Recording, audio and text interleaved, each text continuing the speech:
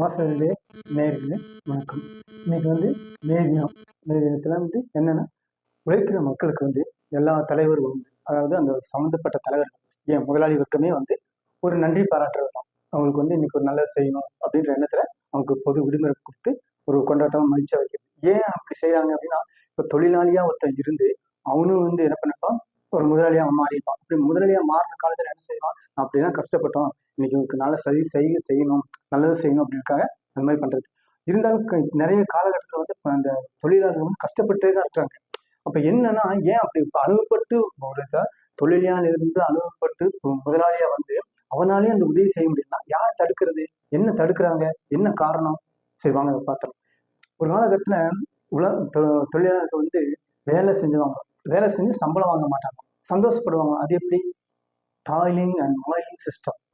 அதாவது ஒருத்தன்ட்ட உயர்ந்தவன் அப்படின்னு அவன்கிட்ட பக்கத்திலே போக முடியாது, அவன் தெருவிலேயே நடக்க முடியாது. அப்படிங்கிற காலகட்டத்துல அவன் வீட்டு வீதியிலையும் போய் வேலை செஞ்சுட்டு வந்தாலும் அவனுக்கு என்ன இருக்கும், அந்த இடத்துல போய் நம்ம வேலை செஞ்சிட்டோமே அப்படின்னு நினைப்பாங்க. சம்பளம் இல்லாட்டி பரவாயில்ல நினைப்பாங்க. அந்த மாதிரி காலகட்டம் அப்படின்னா எந்த அளவுக்கு இந்த தொழிலாளர்கள் கஷ்டப்பட்டிருப்பாங்க யோசிப்பாரு.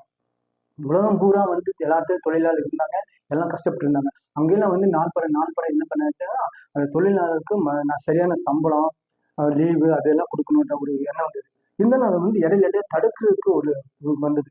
அதை தடை செஞ்சுட்டு இருந்தாங்க.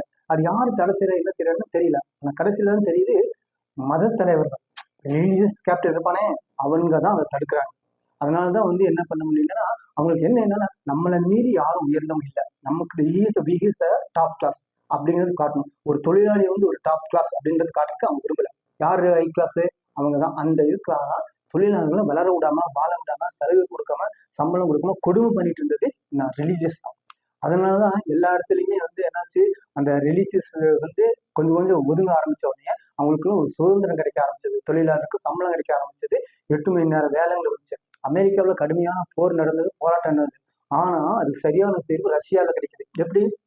அமெரிக்காவில ரிலீஜியஸ் இருக்கு, அது ரொம்ப ஓவரா அது டார்ச்சர் பண்ணிட்டு பொதுமக்களை டார்ச்சர் பண்ணுது. ஆனா ரஷ்யாவில் அந்த ரிலீஜியஸ் கம்மியா இருந்தது, இந்த எண்ணம். அதனால என்னாச்சு, ரஷ்யாவில் அது ஃபார்ம் ஆயிடுச்சு. அப்ப ரஷ்யாவில் வந்தது தான் அது உலகம் பூரா பரவ ஆரம்பிச்சது. நம்ம இந்தியாவுக்குள்ள அது வாய்ப்பே இல்லாம இருந்தது. போராட்டமே ரொம்ப கஷ்டப்படுறாங்க. அப்ப அந்த பகவத்கீதை நம்ம யார் விபி சிங் காலத்துலதான் பொது விடுமுறையா அறிவிக்கிறாங்க. அதுக்கு அவர் பட்ட பாடு இருக்கே சொல்லி மாறாது.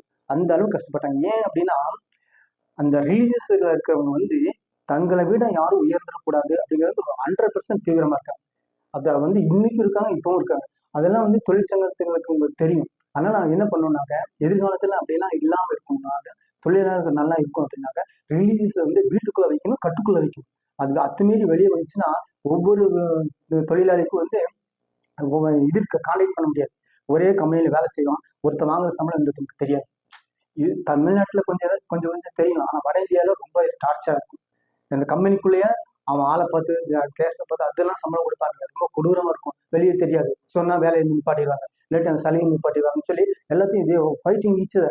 அவங்களுக்குள்ள ஒரு சண்டையை உண்டாக்கி, மோதலை உண்டாக்கி, அப்படித்தான் தொழில் நடந்துட்டு இருக்குது. அதுக்கு காரணம் ரிலீஜியஸ்.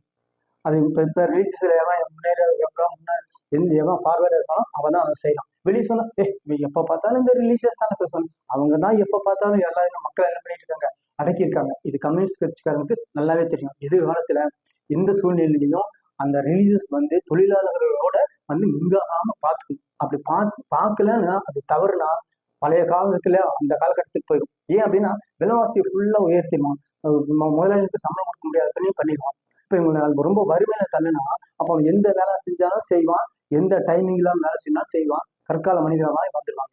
அந்த மாதிரி வரக்கூடாது. ஒரு நாகரிகமா இருக்கணும்னா எந்த எந்த காலத்திலையும் எந்த ரூபத்திலையும் ரிலீஜியஸ் தொழிற்சங்கத்துக்குள்ள வரக்கூடாது. ஏன்டா கம்பெனிலே இருக்குதா, ஒரு கவர்மெண்ட் ஆஃபீஸர் இருக்குன்னா அந்த இடத்துல சாமி போட்டோ வைக்கலாம். இப்ப சாமி அவங்களுக்கு சம்பளம் கொடுக்குது, அதான் அது செய்யுது. ஏன் அப்படின்னா அதை கொண்டு உள்ள வச்சுக்கணும், அவங்களுக்கு பூசை பண்ண ஆரம்பிப்பான், அது வழி போக ஆரம்பிப்பான், அவனோட ஃபீலிங்ஸா அதுல போகும், எல்லாமே கெட்டு குட்டிச்சாகும். அதனால கும்பிடு, நீ வீட்டுக்குள்ள கும்பிடு, கோபுரத்தை கட்டி கும்பிடு, கோபுர உச்சியிலேயே போய் ஆடு. அதை நான் தடுக்கல, நான் அதை தவறுன்னு சொன்னேன். தொழிலாளர்கள்ட்ட அதை புகுத்தி நீங்க இருக்கிற தொழிலாளர் கெடுத்து குட்டிச்சாராக்கிறாங்க. வாங்க அடுத்த தடவை இதை ரேஷன் கார்டையும் ஆதார் கார்டையும் பார்க்கலாம். நன்றி.